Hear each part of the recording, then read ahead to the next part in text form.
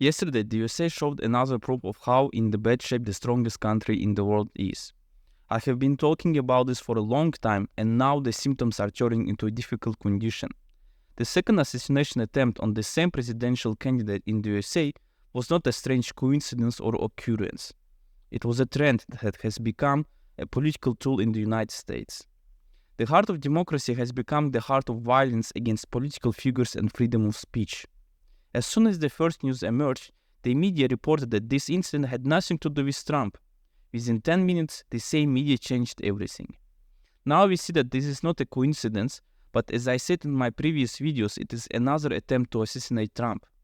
Questions have been raised about how the assassin knew Trump would be at the golf course if it wasn't a planned trip, because someone gave him this information.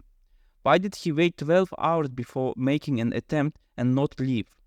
Because someone provided him with 100% information about Trump's trip to the golf.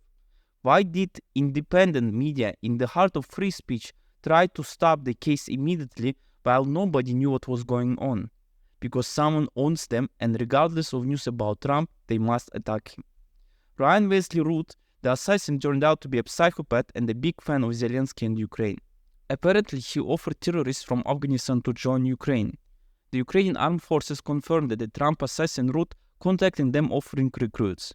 CNN spokesman confirmed that Root had contacted them several times, and Alexander Shagir, an officer with the Foreign Affairs Department of the Ground Forces Command, said by phone that the best way to describe his messages was delusional ideas. He offered us a large number of recruits from different countries, but it was clear to us that his proposals were unrealistic. We didn't even respond. There was nothing to reply to. He never joined the legion and didn't cooperate with us in any way, Shagiri said. Root also wrote a book called Ukrainian Unwinnable War, where he urged Iran to assassinate Trump, saying, "You can kill Trump." He described Trump as a fool and buffoon for both the capital riot and the tremendous blunder of leaving the Iranian nuclear deal. Root said that he once supported Trump and should share the blame for the child we elected as our next president, who ended up being mindless. Now, if we look at him, we can see that he is just a psychopath. That is what the media has been trying to do.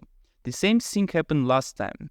Two psychopaths want to kill Trump for his political views, and the media covers these two psychopaths, trying to cut off all possible leads. Meanwhile, there are thousands of psychopathic people in every country in the world. Why do only psychopaths from Democrats in the USA try to kill? Why don't any psychopaths from Republicans take a gun and say, "For the USA, I'm ready to take blood on my hands"? American elites open the Pandora box, which will eventually bring the worst situations for ordinary Americans. I will not be surprised if suddenly some small incident happens to Kamala Harris where everything at the end will be good, but it will look similar to what Trump has been through, because people are becoming more and more suspicious of the whole situation.